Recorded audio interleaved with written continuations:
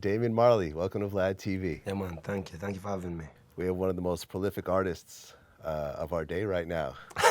Three-time Grammy winner. Yeah. Incredible new album. Thank you. And an incredible body of work Thank you. up to this point. Thank you.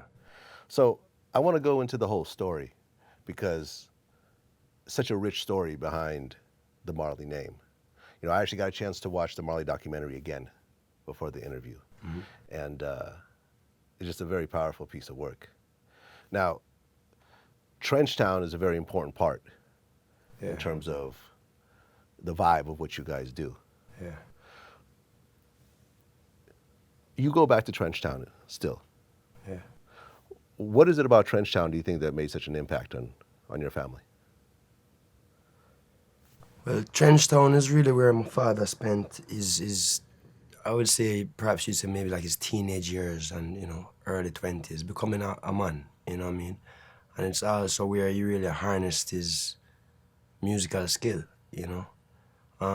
The way the yards are designed is the houses, or I should say the rooms, basically surround like a courtyard. And that courtyard setting is where a lot of the musicians used to gather and practice, and, you know what I mean? You know, all those great groups and things were formed. And there's various other legends that come from the Trenchtown neighborhood.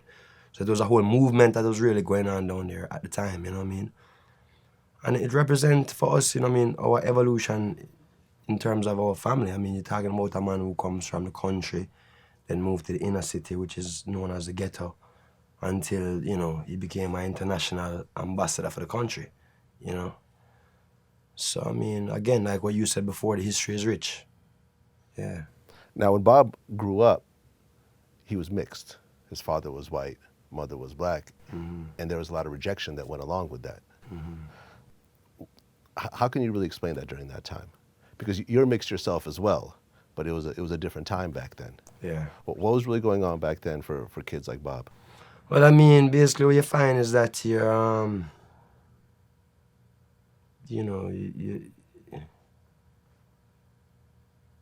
either you're too light or you're too dark, depending on which side of the fence, you know what I mean, which point of view it is, you know what I mean?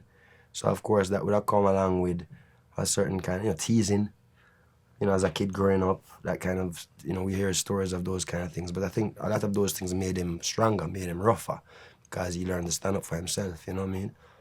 Yeah, so it's kind of really not really belonging to any group specifically.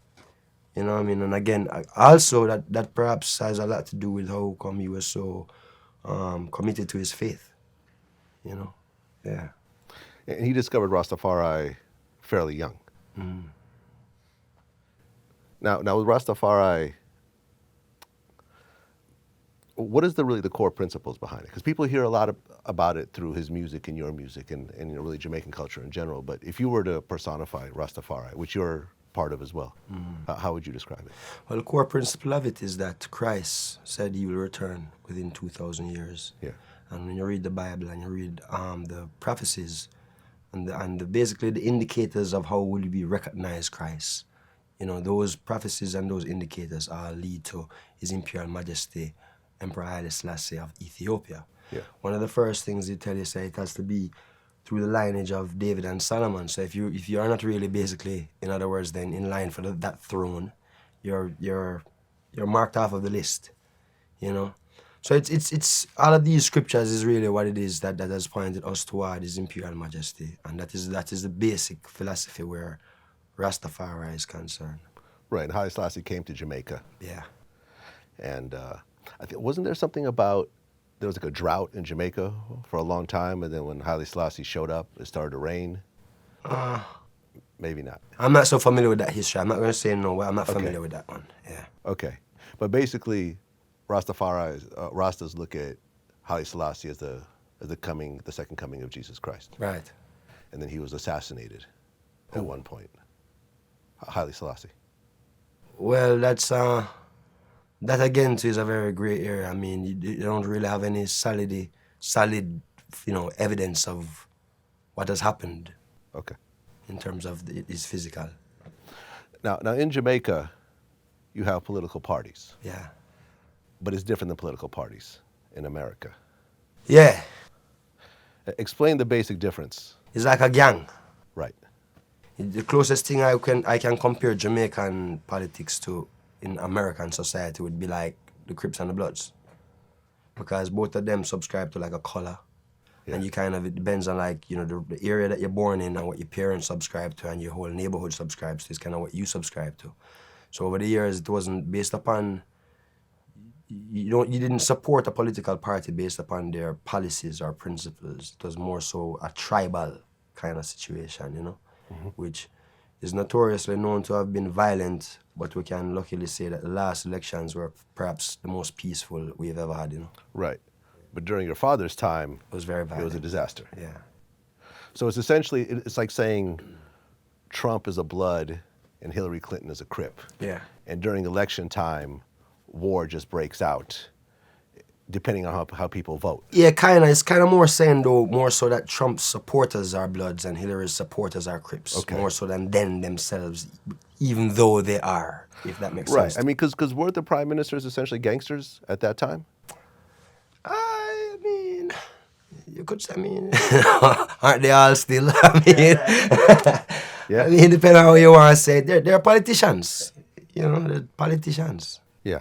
Yeah, if you call it that if you want, yeah. And the whole thing where Bob brought the prime minister and the one that was competing against him, basically the leaders of both parties, he brought them both on stage after the shooting happened, something that's never happened before in Jamaica. No, that was a significant moment, you know, especially in his life and in his legacy and the history of my father, for sure, you know what I mean? Unfortunately, we didn't really have the immediate effect, you know what I mean?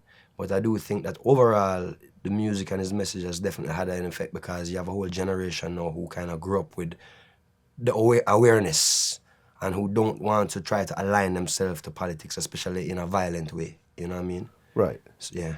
Well, because in general, it seems like reggae artists distance themselves from the politicians. Yeah. But why do you think that is? Because we know the history and we know that the feud between the both. And of course, you don't want to take sides and even alienate another, because each of those individuals that you just named, I'm sure they grew up in a community where they may show some favor to one or another based upon their experience in life. You know what I say? But of course, because of all the destruction that it has caused within our society, you know, I don't think anyone really want to try to publicly endorse politics, because it doesn't come with a good, you know, thought. It doesn't come with a good energy. Right. Because, I mean, in America, you see people, you know, rappers doing that. Yeah. You know, Jay-Z, well, everyone got behind Obama. Right. You know what I'm saying? Yeah. And then Jay-Z once again got behind Hillary Clinton. Right. But there was never a sense of that in Jamaica. No, again, because of the tribal nature of Jamaican politics. You know what I mean? That's why. Yeah. Yeah. And it's still like that to this day? Yeah, but not as, again, like I'm saying, it's not as violent. You know, that's like I'm saying again, you know, with the new generation have grown with a certain awareness and don't want to make the same mistakes. And, you know, the music and the culture and everything has kind of, you know, been really speaking about not being violent because of political reasons, or not having politicians try to use us like puppets, you know what I'm saying? Right. I mean, because the violence in Jamaica has always been at a very high level. In the beginning, basically, the politicians were the ones who would supply arms. The guns. And, yeah, you know what I mean? But things have evolved now where people don't really need them anymore in that kind of case, you know? Explain. Because over the years, you know, you have, you know, youngsters who come to America and they've been able now to, they have money. You know what I mean? So they don't need to depend on a politician anymore to basically get their hands on arms. Yeah. And And there's so much arms in the country already that perhaps we don't even need any more shipped in. There'd still be a problem with just what's there. Yeah. You know what I'm saying? So there's not that direct dependence on politicians now to be supplying those things, whether or not they still do, but it's not as dependent as before. So does Jamaica have a right to bear arms? Yeah, you can have a legal firearm. A pistol? Yeah, and you can have like a shotgun. Okay. You know, but you have, of course, you have to go through the system and you know Right. be qualified. But the majority of the guns, when you look at Illegal guns. illegal guns, Yeah. with the serial number scratched off and And such forth, yeah. and such forth. Yeah. So, your mother, Cindy Breakspear, Yes. was Miss World. Yeah. I understand that she actually lived in the Tough Gong studio, apartment, something of that sort. Yes, well, she lived at 56 Hope Road, Okay. which was originally known as, I believe, Island House or something like that. Chris Blackwell had owned the property originally. Okay. And there was various apartments there that he would rent out to other people. So my mother and my uncle used to rent one of the apartments there until eventually my father had bought the place from Chris Blackwell. But that is where I guess you say she really met my father and, you know. Right. Yeah, So, they ended up having you, yeah, but your father ended up passing when you were 2 years old. yes, So you never really got a chance to really know him like that. yeah. What was it like, before you started getting into music, when you were 5 years old, 10 years old, and you're growing up in this family, because your father had 11 children. Were you guys all close in the beginning? As far as I can remember, Yeah. you know what I mean? We've always been close. My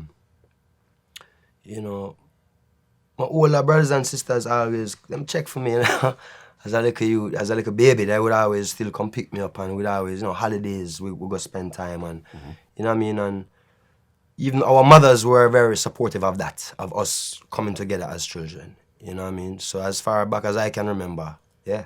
Okay. And you're the youngest child? Youngest son. So there's a daughter that's younger than you? Yeah. Okay.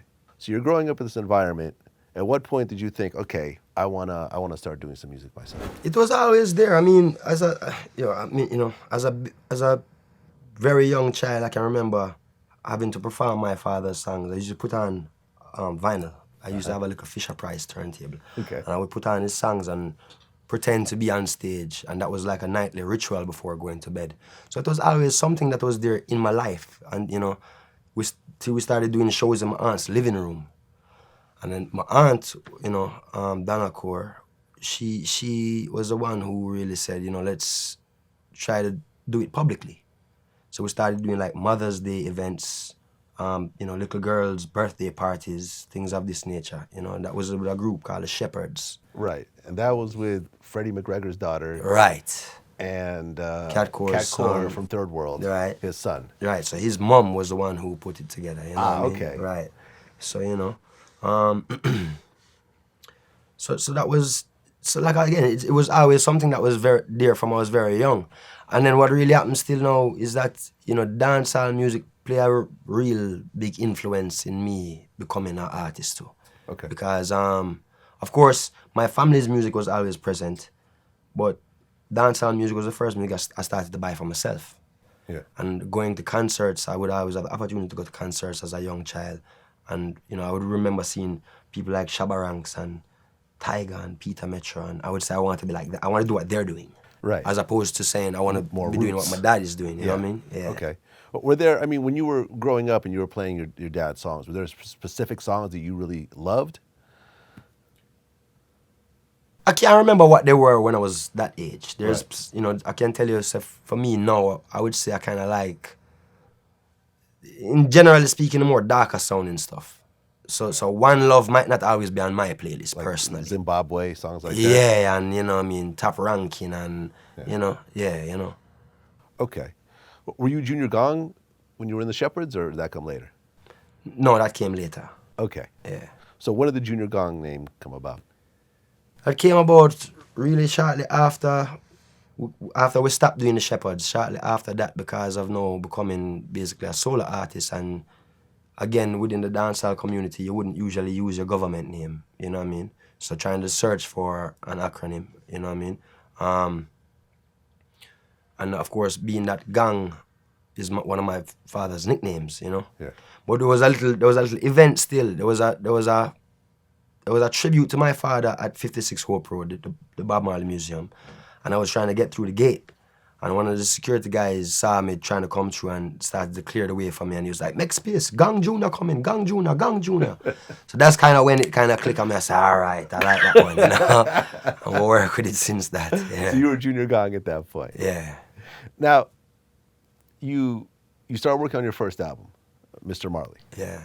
Now, what I think got everyone by surprise was that unlike Ziggy, you were more of a DJ style Right.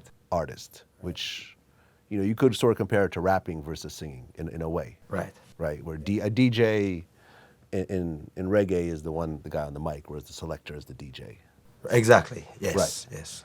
So you came out with more of a new style. Was there a reason why you went with that style as opposed to going with like the classical singing style that your brother did so well with? Again, just like I was saying before, because I've grown up with dancehall music as my music. You know what I mean? And again, being impressed by my dancehall heroes and wanting to do what they were doing. So it was really just more because being a fan of rhyming as opposed to singing, you know? Yeah. But you were singing as well. Back then, not really so much. Okay, that you came know? later. Yeah. Mr. Marley comes out, and it had a good reception. Yeah. But the second album, Halfway Tree, comes out, and that wins a Grammy. That wins a Grammy, yeah. So your second album that you put out already wins a Grammy. How did it feel to win a Grammy that early on in your career? Great. And I was growing up against some, well, in particular, Barry Salmon, who's a legend in Jamaican music, you know what I mean? So to win a Grammy, being that he was someone else who was up for the Grammy Essentially also. the Marvin Gaye of Jamaican Jamaica. music, yeah. So, that was wow for me, That was, you weren't a great expecting it. accomplishment. Can't say I wasn't expecting it. I mean, I knew I stood a great chance, you know what I mean? Yeah. In general, yeah. Now the whole concept of the name Halfway Tree. Yeah. Explain that. Well, Halfway Tree is a place in Jamaica. It's kind of like a big roundabout, And the reason I named the album Halfway Tree because this place is almost like you'd say in between downtown and uptown. Downtown being, the more you'd say rougher side of town, and uptown being the more privileged side of town. Yeah. You know what I mean? So because of me myself being like where both of these worlds meet, being where my father is from and where my mother is from, I named the album Halfway Tree, as a metaphor for my life. Yeah. Yeah. And this is a theme that you've really carried on through a lot of your music because, like you have the Ghetto Youths crew. Yeah. Right? That's your thing. Yeah. And you sing about oppression. Yeah. But you yourself grew up in somewhat of a privileged lifestyle. Absolutely. How does that really balance out? Because you don't really see, when you look at reggae in general, most of the artists come from the slums. Mm-hmm. Even Bounty Killer, I think, we're dissing. Didn't he diss certain artists, call them uptown boys and stuff like that at certain points? Perhaps. Yeah. Yeah. So how does that balance out when you're singing about an oppression that you yourself may not have actually experienced? I'm only one generation removed, so I'm counting my blessings. You know what I mean? Perhaps if it wasn't for music and my father being who he was, I might not exist. Who knows? At the same time, if Jamaica is not a huge place, you don't have to really, search far to really know what's going on. And, if you're someone who check for human beings, then, you'd care for those who need help, right? Yeah. Yeah, and I know my history. And it's very important, I know my foundation, and we have friends and family who come from rough places. Yeah. My son, we care. Yeah. Yeah, so that's really it. And at what point did you actually start becoming a Rasta? Is it essentially from birth? Well, of course, I'm born with exposure to that faith and that culture, But as you mature and you learn more, so I would say perhaps when I was leaving high school, so when I was around 16, so it's when I kind of started to learn more about my faith and become more serious with it, Right, because I remember the documentary. Your mom was talking about how, when she was Miss World, she was always glammed up and hair done and makeup, but Bob didn't like that, so she would before she would see him, she would wash it all off. She'd have a clean up, yeah. Because I guess he wanted her to be a Rasta. Yes, of course, and in those times it was very militant, in those times. Militant in terms of? Just militant in terms of how would I say, a more orthodox kind of approach. You know what I mean? Very, very conscious about ladies wearing long skirts Right. and things of this nature, you know? Yeah. Yeah. Like, when did you start growing your dreads out? Around 96, 97, You were how old at the time? 17, 18. Okay, so that's what you're talking about. As you're leaving high school, you're Is now when I kinda embrace- start, yeah. You start embracing Yeah, the faith more. the faith more. So have you ever cut your hair? Well, I want to tell you, I've had to. I took a few inches off the other day because it kind of reached to the level where it's hitting the floor and It's actually dragging on the yeah, floor and I'm now. still a very physical. Like I play soccer. I do I'm a physical person. You know what I Right. mean? So yeah, most of the people who have hair my length would be elders who are not as physical as I am now. You know? Right. Yeah, They meditate more. yeah. Is that because based on Rasta culture, you're not really supposed to cut your hair? No. Okay. But at this point, you just have to. Well, yeah, and I mean, as I've been telling people, I grew my hair doesn't grow on me. So even though it's, we're not supposed to, but of course, it was necessary at this point in time. I feel you. Yeah, So then you start working on Welcome to Jamrock. yeah. And this was a sample by the lead song, Ainika Mose. Ainika Mose. Exactly. It comes out and ends up being a monster. Yeah, This was your biggest song at that point? yeah. Did you know how big it was going to be? No, I mean, I thought it would be pretty popular within the core reggae market. And I'd been on the we call it the Labor Day Parade in Brooklyn. Yeah. Yeah, I've been on that a couple of times before, so I working on the song, I could hear it playing in Brooklyn. So I thought it would hit Brooklyn hard too, you know what I mean? But to say that if I knew it would be that successful, no. Yeah. But I mean, we hope, as with every song that we put out, that it would be huge. As big as that song got, there was a little bit of a pushback because certain people felt like it showed Jamaica in somewhat of a bad light. What are your thoughts on that? Well, I mean, tourism is a big part of our economy in Jamaica. So, of course, to the globe, to the international marketplace, they would like to really expose, the part of Jamaica that you can come and enjoy, So you might have some people who think it might be a disservice in terms of trying to show the ugly side. But I don't think it really shied any tourists away from Jamaica in the long run, really. Well, I've been to Jamaica a few times. I actually used to DJ for Barrington Levy at one What? point. Yeah, a while back. And the thing about Jamaica that I think most Americans don't realize is that, you go to the resorts and it's nice and it's modern and so forth. But you leave the resorts and you go to certain areas, there's a level of poverty that I don't think Americans have ever seen. Yes, it's a third world. Third It's world a little poverty. bit different than here, yeah. Like poor in America means you're living in the projects, you still have a TV, you've got running water, you've got hot water, you've got a toilet. A poor person living in the outskirts in Jamaica is living in a hut with just metal siding with foam Right, that they use for a bed. yeah.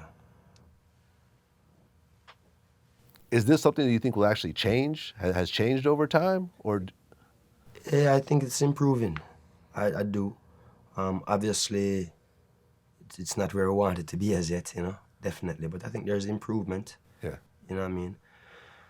The world is becoming a very one. It's becoming a global place in that kind of way where, especially with like the internet and social media and these things is opening a lot of people's minds and therefore opening opportunities too. Yeah. You know what I mean?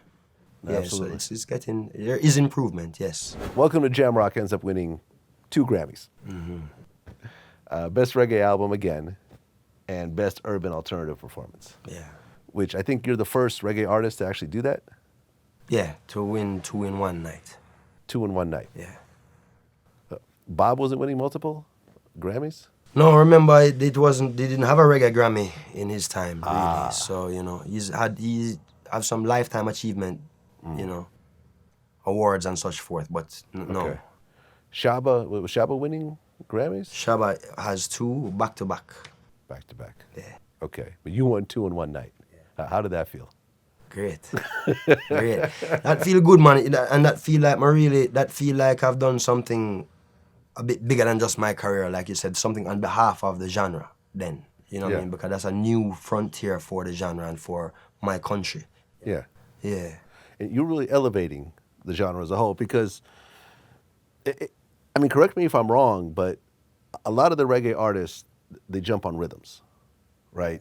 Whoever the hot producer is at the time, they'll come out with a beat and 20 artists will jump on it. If Beanie Man has the hottest song, that becomes the big song and so forth. But you never really did that. Or Not did too you? much, no. Was there a reason for it?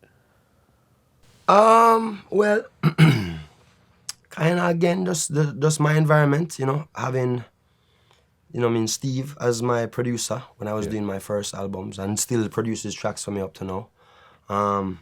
Just I guess the culture of how my family was moving at the time, you know what I mean? Melody makers would always have a very high level of production in that kind of case and produce a lot of their own music. So we did a lot of our production in-house in that kind of way, as opposed to looking for outside producers. And I think at the time too, Steve did really want to try to put together some music that would have some form of crossover potential. You know what I mean? So it kind of had a bit of a hip-hop funk to it, and you know what I mean? Even on my first album, we did a lot of my father's hooks because, you know, we're very early in the stage of developing myself as a writer and such forth on my first record, you know? And we just kind of came up in that culture and it has worked for us and we kind of expected to present our music that way. Was there a certain level of competitiveness, though, that where you wanted to do that? You know what I mean? Because but where you heard a beat and it's like, oh, I could jump on that and just kill it. Like. At first, when I was doing the first album, I wanted to have a bit more of that kind of dancehall flavor, you know, at the time. But you know, and then over the years now, we still experiment with it every now and then, you know what I mean? Because I've been on a few jugglings over the years, but it's not really how I do my music in general. Okay. Yeah. Clearly, it's been working well for you. Yeah. Thank you. So. On Welcome to Jamrock, Nas gets on Road to Zion. Yeah. What led up to that right there? Really, just being a fan of his music and thinking that his voice would suit the track. When most of the collaborations that we've done over the years, it is really the music kind of dictate who we invite to be a part of the track. Okay. Yeah. So the song was done, and you thought, okay, maybe Nas could jump on this. Yeah. Exactly. Yeah. So you called up Nas and said, hey, you know, Nas doesn't do very many guest appearances. Yeah. So you called him up, and how did that conversation go? Well, I didn't speak to him until he actually got to the studio in Miami. So he came to our family studio in Miami, and he said, one of the first things he said to me, hey, they talking about you in New York, man. And big me up and thing. But I mean, you know, that day he just came through for a few hours. He did his verse. Recorded down his verse and thing, and we loved it, and you know, it was just kind of, like I said, just a few hours, and he did his thing. Okay, so did that ultimately lead to Distant Relatives? Kinda, in a certain aspect, we had spoken after, you know, by the time Road to Zion had come out, because we came together and we did the video again, so it was another opportunity to link up with him and thing, and we had been discussing at one point to perhaps do a bit of touring together, right? Then what really happened now with Distant Relatives now is that we had a few songs that did not make the Jamrock album. One of which was a song based upon Africa. It was a song about Africa. Okay. And so my management team, they you know, my manager came up with the idea of perhaps approaching Nas to do an EP together about Africa. So it was supposed to be like 3-4 songs based on Africa. And once we got in the studio and started working, both of us decided that we'd love to make it a full-length album. Okay. Who came up with the name? Me. Okay. Yeah. And what was the idea behind the name? Well, you know, I like names like that. I like names that kind of have a deeper meaning than just, you know what I mean, the face value. And trying to find something that would be represents of what we're doing. Being that the hip-hop and reggae are related. Right. And being that we're talking about Africa and the ancestry of all people and being related, you know. Right, because the first hip-hop DJ was Kool Herc, Yeah. who was Jamaican, Yes. who took the sound culture, the DJ culture, like they were doing it in Jamaica, the sound system culture, Right. and started doing it in the Bronx. Yes. But instead of doing reggae songs and ska songs, they're doing American music. Right. And then from there, it started evolving into the breakbeat culture, which ultimately became hip hop. Right. So now, you guys are doing a project together for two genres of music that are intimately related. Yeah. And I mean, on that album, As We Enter, I think was one of the greatest hip hop reggae collaborations I've ever heard. Thank you. that right there, because you see like the standard way that hip hop and reggae have sort of mixed, where it's like, okay, there's a rapper and then there's a reggae guy that does the hook, and then it just goes back to the rap again. Right. But you guys are bouncing verse for verse off each other. Yeah. How did that particular song come together? That particular one was actually, it was a fun night working on that song, because basically we didn't write down. Nas is a man where he writes a lot, you know what I mean? Where meanwhile, I will more use the computer as my pad. So instead of writing down a lyric, I'll just go in the booth and say it. And if it doesn't work, then I'll edit it out or scratch it out, or, you know what I mean? But that night, we're just bouncing off of each other. So I would jump in and then, say two lines and then come back out, and then he'd be like, oh yeah, all right, boom, and he'd run in and then set his lines, and you know what I mean? Every now and then both of us would be in there together trying to figure out a line if we got stumped, or you know what I mean? But that was a very interactive night, as opposed to some of the other songs where we would write our verses like by ourselves then, So we wrote that actually in real time together. Yeah, and that became the biggest song off that album. One of them. One of them. Yeah. That was my favorite. I mean, like I said, incredible work on that. Thank you. And plus the beat, I felt, was just so fitting. Yeah, The thank you. the way that, like the bounciness of it and like the breakdown. Yeah, and that's a sample of a great Ethiopian jazz musician. Oh, really? Yeah, and that's what, again, something that we wanted to do with that particular album was to showcase some African music that perhaps wouldn't be what you might stereotypically think, especially in those times of what African traditional song would be, And from what I understand, the proceeds from that album went to a school in the Congo? No. We donated some money toward a school in Ethiopia. In Ethiopia. In Shashamane, yeah. Okay, very dope. Yeah, thank you. So that comes out, and then you end up doing a project with Mick Jagger, Yeah. which no one expected. Yeah, we were actually in the studio doing both of those projects at the same time.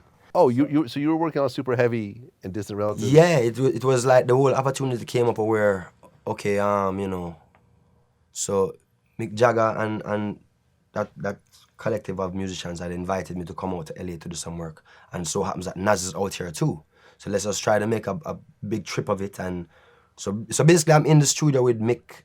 And with Super Heavy Project, I'm in the studio from around 2 till 10 o'clock in the night. And then I'm in the studio with Nas and them from 10 to, we drop asleep and we do the whole thing all over again, And that was like the first 2 weeks of both of those projects was like that. I mean, Mick Jagger from the Rolling Stones, this is one of the most prolific artists that's living right now. Yeah. What was special about working with him in the studio? For me, to see how much he still enjoys music. You know what I mean? He's really a fan of music and loves music. He would be, he's jumping around the studio and dancing around and loving every moment of it. And I hope that when I'm at that stage in my life, I feel the same way about it. In the 70s, I yeah, think? he's up there, Yeah. Yeah, and still fit and, full of energy. So that really, resonates with me. And the thing with the Rolling Stones is a very, I think a lot of people think of them as a rock group, but they're really more of like a soul group, really, is how they got their start. They really started, they're all fans of black musicians. Right. Blues. Yes. And so forth. Yes. When they first started. Yeah. So, yeah, it was a hell of a pairing, man. Yeah, man. It was a great learning experience for me, for sure. And especially even seeing One of the things I always talk about that I learn about in those sessions, sometimes we go to these shows and we see the rock musicians and they have like 20 guitars lined out. And you say, why do you need so many guitars? Why can't you just use like 2? But on those sessions, I got to realize how unique each guitar sounds apart from each other. And, so just even like little recording techniques and certain little things I was able to learn and pick up from them on those sessions. I bet. Yeah. So then you end up hooking up with Skrillex. Yeah. Another huge song. Yeah. How did that come together? Skrillex, he reached out to me, really. He had been using Jamrock a cappella, and I guess the beat that we eventually did the song with, he had been playing it live with Jamrock a cappella on it. And so I guess he was kind of feeling my vocal on that particular beat, so he sent the beat and asked if I could do something on it, which I did. So at that time, we had never met face to face until quite a while after the song had been released. So he sent the song basically through, internet, and I sent back my vocals. Any idea what this was going to do when you put it together? No, not at all, actually. And, I wasn't even too much up on his music or dubstep that deep, up until after doing that song and then learning more about it. Right, because that ended up being one of the biggest songs of your career once again. Yeah. And it was like in a whole different genre. Yeah, man. Which that genre still have appreciation for reggae music, because you can still hear how reggae has influenced it too, Yeah, I mean, when you see like groups like Major Lazer and so forth that really kind of integrate a lot of reggae. a lot of the influence. reggae with the EDM and so forth. Yeah. Yeah. So then fast forward to 2017. You end up being on Jay-Z's 444 album. Yes. So what I didn't realize was that the hook you do was actually a Jacob Miller hook. Yes. Explain the process that went behind that. Jay had the hook already. He knew what he wanted for the hook. So did someone already sing it? Him. So I went into the studio and his voice was the voice that was basically the demo for what he wanted me. So he's singing Jacob Miller. Yeah. How did it sound? I didn't even realize it was him. I was like, who is that? And he's like, it's me. And I was like, really? Like, Right, oh, because okay. Jay-Z's not really a singer. No, not really. Okay. So you already knew the song, the Jacob Miller song already. Yeah, man. So you heard it, and you were like, okay. Yeah, so I kind of put my little twist to it. Yeah. Because how I voiced it, the melody is slightly different than the original. Yeah. And of course, we use the gangster and the rude boy and whatnot, Right. which is not in the original. Right, with the spinners and everything else. Well, no, yeah, that's a whole different thing. That has nothing to do with Jacob Miller at all. Right, exactly. That's what I'm saying. That's your own ad libs. Yes, yes. Right, and they flipped the Sister Nancy Bam Bam. Yeah. Which is dope. Yes. So you put this together. Was the 444 album already completed, or? No, it was still in the process, but pretty much, I would say majority of it was because when I went into the studio, he played me the album. So basically, majority of what we're hearing now as the album, he had played that for me the night before I started voicing. Yeah. Yeah. What did you think when you heard Story of OJ the first time? I like that tune there. Bad, man. Yeah. I think it's so necessary. Like what he says in that song Yeah. about saving your money, building up credit. You know what I mean? Which I feel like you're sort of doing in your new album as well. Like, you know what I mean? Like taking responsibility for being an adult. Yeah, man. And sharing his experience, sharing some of his knowledge now. Yeah. You know what I mean? To really, so others can come learn. That's cool. You Okay. know? Yeah, man. And then he decides to do the video in Kingston. Yeah. Okay. How did that come together? Well, just like what you say, we did the song out in Los Angeles, recording for the song. And then, of course, he wanted visuals to support it. I was in Africa on tour. I was in Ethiopia. And he actually sent a plane to come get me and fly me straight from Ethiopia to Jamaica. Really? So, A private plane? yeah. So that was kind of cool, So, but again, it was, it was a great experience. I had fun, even showing him around. We were in Jamaica for 2 days together, really. Showing him around Trenchtown, took him to Helcha Beach, and we spent an evening at Tough Gang studio in Jamaica. So it was cool. What was the reaction of Jay-Z walking around Trenchtown?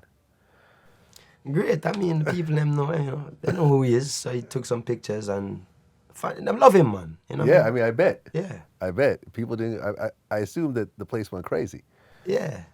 With respect, though. Yeah, that's what I'm saying. Respectfully crazy. Yeah. Yeah. Yeah, man. So, the new album, Stony Hill album. Now, Stony Hill is the area that you grew up in. Yeah. Okay. Why call it Stony Hill?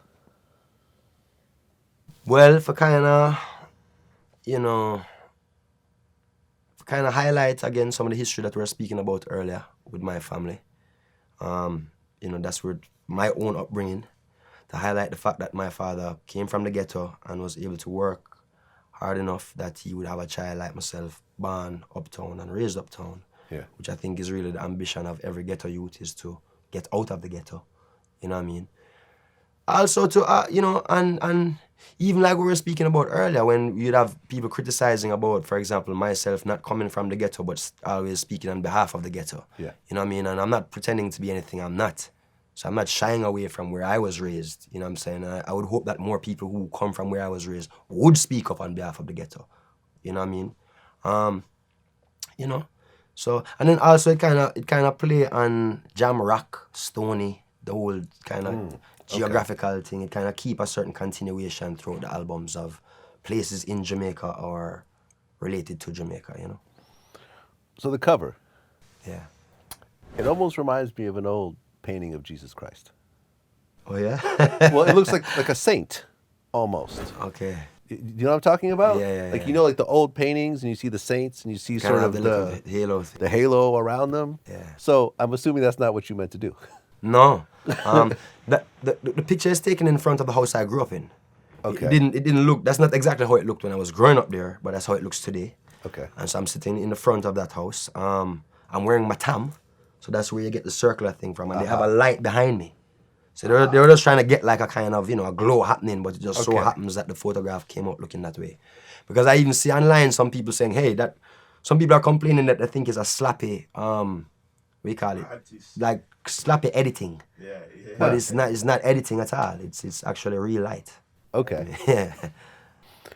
So on the first song, you have a line in there that says, "No punk can finish what Bob Marley started." Yeah. So explain that line and the context of it. Well, I'm really kind of saying that when you look at my father's music, there's a certain importance to it that goes beyond just kind of having fun or just dancing and clapping your hand. You know what I mean? It kind of run deep with people. It have a spiritual significance, and it have a you know, it's significant for uplifting people. You know what I mean? And that's really what I'm trying to say there, that basically, you know, certain things that one might consider folly can't really compare to what my father's did. Just the integrity of my father's music. You can't really say that you're continuing what he started if you're not really producing music with that quality and that integrity. Not just quality in production, but quality in the lyrics and integrity in the lyrics. So you're not talking about yourself. What do you mean? Well, I mean, because you're always going to be compared to Bob Marley. Yeah. And it almost sounds like you're talking about your detractors. Oh, no, You not see- really. You see what I'm saying? No, not really. I'm kind of... no, not you really. see what I'm saying with that? Yeah, I kind of understand what you're saying Yeah. with that, but that's not really what I meant by it. I'm kind of Okay. more saying that, no weakling can come finish what Bob Marley started. It must be a strong individual who has something to say.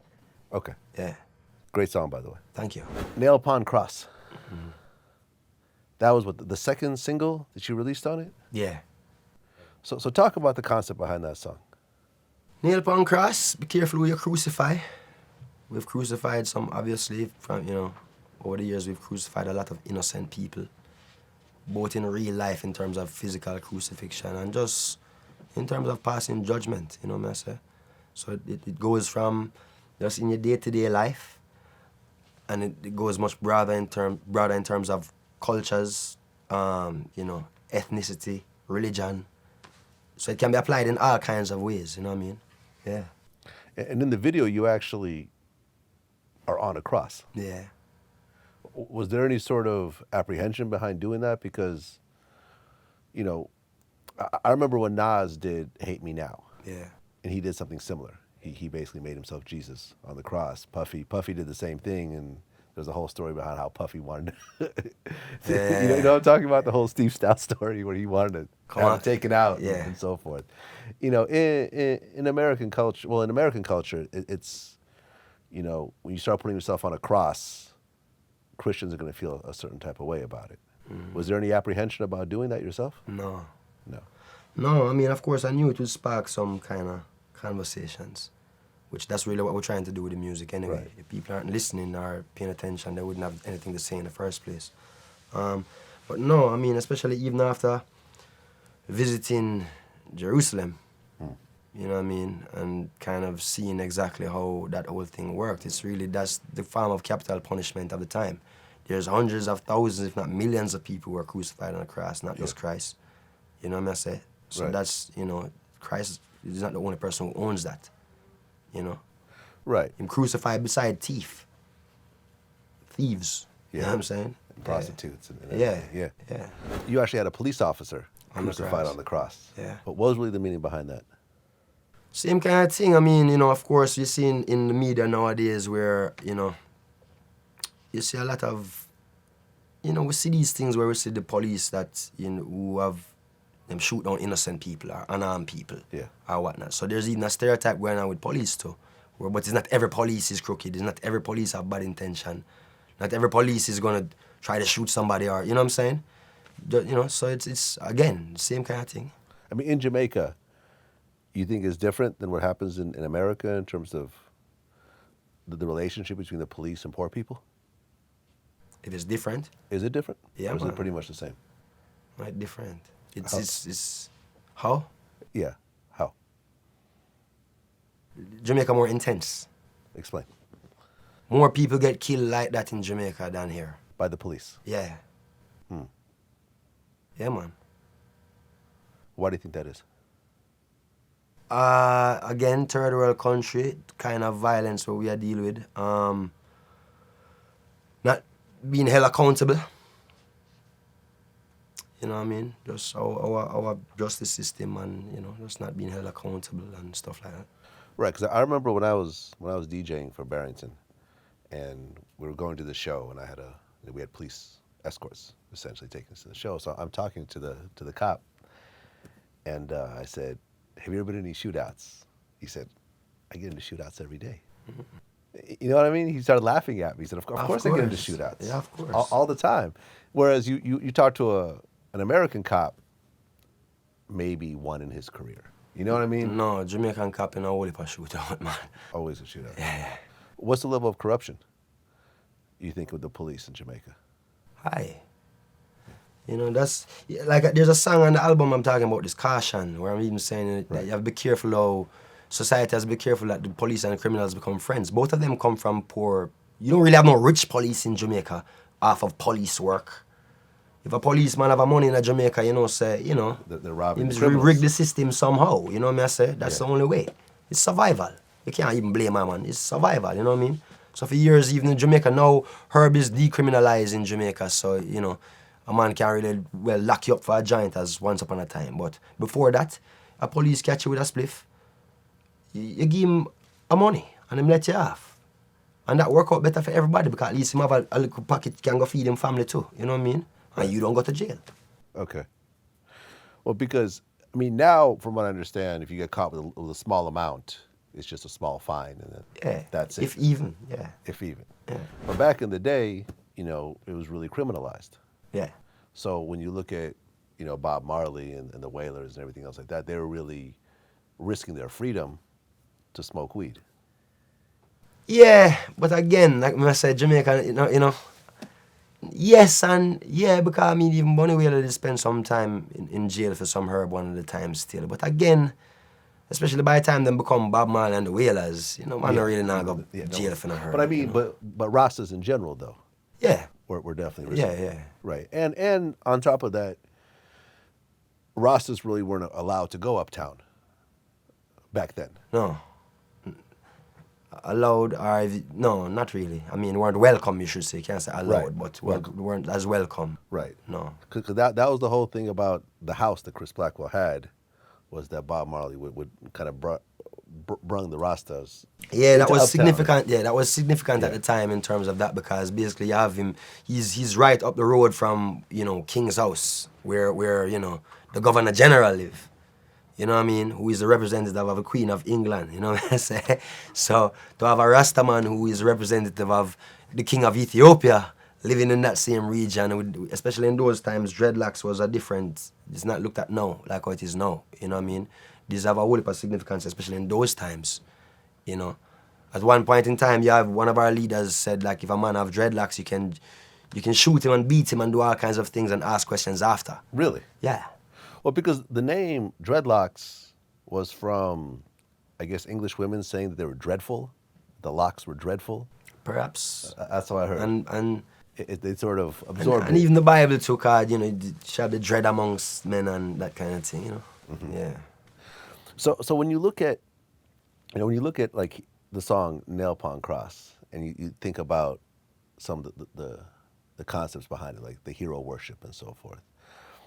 When you look at artists, of the last 50 years, the one artist that I feel is compared to Bob Marley, not in terms of the actual type of music, but in terms of the impact, would be Tupac. I knew you was going to say that, yeah. When you go around the world, the images that you see, the paintings on the walls, it's usually Tupac and Bob Marley. Why do you think that is? Because voice, because they were a voice of those people in a very deep way. Yeah. You know what I mean? And people really live by their music. When I mean really live by it, not just like it's something that helps you get by through the day because you're listening to it and it relieves some stress. I mean, I really take the words seriously and kind of fashion them philosophy and life based upon the songs. Right, because it seems like Bob and Tupac were willing to die behind what they stood for. Perhaps. Like for example, when we talked about how, when Bob got shot, Yeah. most people would not have done a concert a few days later. Oh. But he felt it was important to his people, even though he was technically risking his life, to go on stage and perform potentially behind in front of the people who just tried to kill him. Right. And Tupac was kind of the same way. You know what I'm saying? Like Yeah. Tupac was willing, I don't know if you heard the story about how he shot the 2 white cops in Atlanta. Yeah. You know what I'm saying? Like, Soldier, he puts it on the line. he's a soldier. Yeah. Right. He was willing to die behind what he believed in. I mean, imagine if the two of them were living at the same time and were able to collaborate. Yeah. And of course, and both of them are immortalized in that kind of way where you're never going to see a picture of Bob Marley as an old man, neither Tupac. Yeah. So them kind of really have that kind of immortal thing about them, No, absolutely. Living It Up was probably my favorite song on the album. Thank you. Yeah. Nice. Well, I think it touches on a lot of interesting subjects because it's, I am the son of someone who grew up in Trenchtown, but now I'm living uptown, and I've made it, and you could make it too. Yes. That song basically kind of sums up the whole idea behind why naming the album Stony Hill. Exactly what I'm saying in that song is really, that's what it's all about, again, which is something that we should be proud of. You know what I mean? And even like what you had mentioned Buns Killer earlier, you know what I mean? The same kind of thing where, in that kind of case, think about even him. I mean, he's still around and he's still very much connected to the ghetto and so forth, even though he's not living there anymore. Yeah. So I would still expect that even his children would have somewhat of a connection to the ghetto also, you know what I mean? Well, he called himself the poor people governor Yeah. back in the day. Yeah. But now his children don't have to go through that. No, you know what I mean? Right. And that's a positive thing. That's really something to be proud of, Right. Your kids will never have to deal with I hope what never. your father No, had to go through. which is right. Yeah. Yeah. Because, and that kind of thing ties into the song, the struggle discontinues. That's again too. Yes. Yeah. Where you basically, you talk about not continuing the struggle? Yeah, because I mean, if you really think about it, what are we working for? We're working for the struggle to be over. We're working for life to not be a struggle anymore. You know what I mean? We're working for prosperity. And also we have to have that mind state also where, you know, we can count our blessings and enjoy our victories too. Celebrate with victory them. You know what I mean? That is important also, you know. Yeah. I think it's a mature concept. Thank you. Which takes me to Grown and Sexy. Yeah. Number one, it seems like you're rapping on that song. Kind of. Yeah. Yeah. I feel like that's your first like kind of like rap record. We have one and two other songs in that style still, but Yeah, but one of the few ones. yeah. I feel like this is a song that your dad would not have made. Maybe not. Maybe not. Why did you make that song? It's fun. I mean, it's fun. When I started, you know what? We were just actually messing around when I started with the lyrics. I didn't really. It wasn't like I really had the idea. So I needed to make a song like that. You know, we were just, like I said again, having fun in the studio, and you know, the concept started to just flow. But it's fun. You know what I mean? And it kind of show the uptown style too. It's kind of like a bit more, you know, uptown lifestyle of track. Right. Yeah. You know how we talked about earlier, you first started out DJing. Yeah. Whereas now you have a song like Autumn Leaves, Yeah. which you're fully singing Yes. on this song. Yeah, which is perhaps Autumn Leaves would perhaps be the first time I've experimented with something so just outright singing, especially as slow as that is too. It's more like a ballad. So that's new for me to try something like that on a record, you know? Yeah. Yeah. It seems like Steven is all over the album. Yeah. As usual. As usual. Yeah. Has there ever been talk of a collaboration with all the Marley kids? Yeah, man, we've spoken about that several times. But it's never happened. Not in a formal fashion to say that we have a collaborative album. I mean, we do have, like I said, we talk about it. But it happens that we collaborate with each other all the while still. You know, Okay. like I'm on Steve's album, I'm on Kimani's album, Kimani's on Steve's album. Some of us are on, you know, Right. we do the collaboration, but just not, we haven't done a full group effort as yet.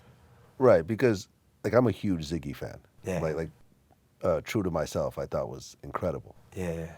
But have you guys collaborated? Me and Ziggy? Yeah. As the melody makers, I was on 1 and 2 tracks back in the days, but would have not since going solo, no. Okay.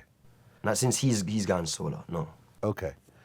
So there's still a chance that you, Ziggy, Steven, Kimani will actually come together and do something. And Julian, yeah. And Julian. Yeah, man, of course. Okay. Because the sisters don't sing, or do they? They do, not professionally anymore.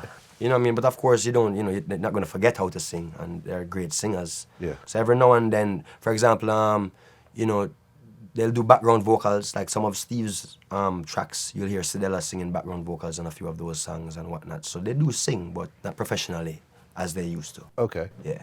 I mean, when you look at a family, I mean, when you look at, you know, musical ability, it doesn't come very often.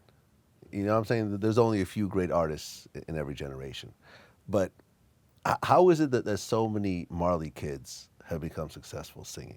Like, is there somewhat of a training process involved, or do the siblings help each other out? I mean, well, first of all, I mean, when we all have the inspiration of my father, Bob Marley, as, you know, that that forefather that you're looking toward, that's a great start. Yeah. You know, right? So, but then again, we grew up in the environment. We grew up having access to studio.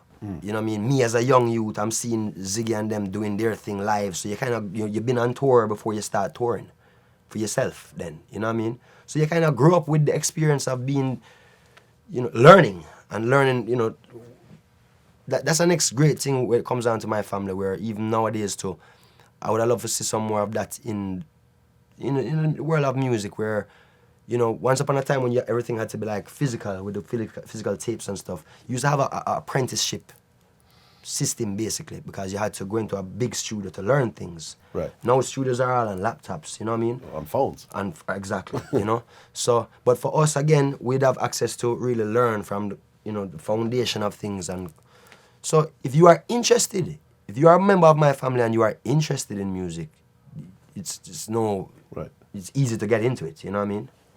I mean, having someone like Bob Marley as a father, like for example, when Ziggy came out, I felt it was very Bob Marley-like, you know, in terms of the music. Yeah. You come out, I feel it's very different. When you have such a huge shadow as Bob Marley, and you know that no matter what you do, you'll always be compared to him. Is it somewhat of a gift and a curse? More the gift. I mean, it being compared to one of the greatest.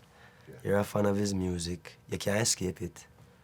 And it's not just us. Every reggae artist, you know what I mean? Every reggae artist will start get popular to a certain degree. Especially if he is a Rasta man and certain things like that. You hear, oh, this guy might be the next Bob Marley. You know, you've heard that about Sizzla. You've heard that about when Buju started to ras up. You heard that about Chronix recently. So I think all of us as reggae music face that somewhat, you know what I mean? For me personally, again, because, like I said again, growing up with the influence of dancehall music and certain things, you know, I guess you could have said that I never had so much of that as perhaps what my brothers had to go through being singers traditionally over the years, you know what I mean?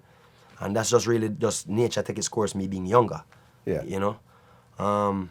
Yeah, so I mean, but again, it's not really anything that... And I always say too, that most of the time, at least again for me personally, I only think about these things when I'm really asked in an interview. It's not like when I'm day-to-day life or in the studio making music or even doing a show, I'm really thinking about if I'm comparing to my father. You know what I mean? I'm just try to do my thing. I mean, you mentioned these names, like, you know, Sizzler and so forth, being said that they're going to be the next Bob Marley, but there's never been a reggae artist that I feel has even come close to the impact, you know what I'm saying, of a Bob Marley. Like, for you to like Sizzler, you have to be a reggae fan, right? Mm. You could know absolutely nothing about reggae and know 3 or 4 Bob Marley songs by heart. One Love, Three Little Birds. Yeah. The Legend album has sold what? 30, 40, 50 million. I mean, yeah. It's insane. You know, before I got into reggae, I knew all about Bob Marley. Like, what is it about the music that's just surpassed the genre completely like that? Well, I mean, it's just one of those individuals. We have some of those individuals throughout Earth. I mean, you know, not everybody's into pop music or R&B, but you know Michael Jackson. Right. Or you might know Stevie Wonder. Or, you know what I mean? You just have certain characters who, you know, and of course, you know, definitely I would say we all should have the ambition to strive to be as great as he is. You know what I mean? I have no, you know, I would like to be the first Damian Marley. You know, I don't want to be the second Bob Marley, you know what I say? But of course, you know, why not have the ambition to know, so we'd love to have, you know, be an artist of that importance and that stature, you know what I mean? Yeah. But he is who he is, and he's just one of those great individuals, and you have to just accept that. Right, absolutely. Yeah. And then I believe you have a cousin, one of Bob's grandkids. Recently, I saw a video. He really looks like Bob. Mm-hmm. You know what I'm talking about? Skip? Right, Skip Marley. Mm-hmm. It's almost eerie. Yeah, so that's my sister's son. Your sister's son. So it's my father's grandson. Yeah, I mean, it's just the way his face even looks is like the contours of the face look so much like Bob. Yeah. You know, because you know when I look at you, it's like, okay, I can see the resemblance, but clearly you look very different. You know what I mean? You look at him and it's like, okay. Yeah. Was he getting this from the very beginning, or did it just come recently? What do you mean? In terms of the resemblance and so forth. I think more recently, as him kind of grow old and lose some of the baby fat and that kind of thing, you know? Yeah. No, it's amazing. When I saw an interview with him, I'm like, okay, this is... You can see the genes. Yeah. So at the end of the day, what does Damian Marley want to be remembered for? I just want to be remembered. If I'm remembered, I'm good, you know what I mean? A lot of people mean, if you think about it, how much people, you know, a lot of people pass through this earth and are not remembered. So if I'm remembered, I'm cool with that. Yeah. Yeah. I think it's a great way to live your life. Yeah. Damian, Yeah. definitely a pleasure, man. Thank you, Vlad. Respect. Thank you.